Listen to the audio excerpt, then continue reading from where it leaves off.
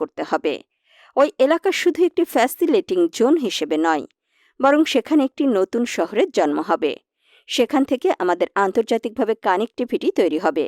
সমুদ্রই হবে বিশ্বের পথে আমাদের মহাসড়ক।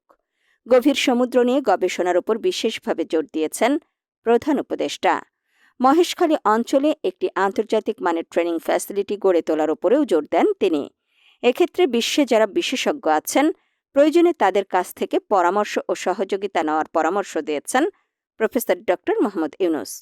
বলেন, আমরা সমুদ্র জগতে কখনো প্রবেশ করিনি, ওটা নিয়ে চিন্তাও করিনি। এ বিষয়ে গবেষণা ফাইন্ডিংস নেই। এর সম্পর্কিত কি কি গবেষণা আছে অন্য দেশের গবেষণাপত্র, যেটা আমাদের সঙ্গেও মিলবে ভালো, সেগুলো খুঁজে বের করতে হবে এবং নিজস্ব গবেষণা করতে হবে। এজন্য প্রতিষ্ঠান দরকার, একাডেমিয়া গড়ে তুলতে হবে, ওশান ইকোনমি নিয়ে ইন্টারন্যাশনাল কনফারেন্স আয়োজন করতে হবে। এর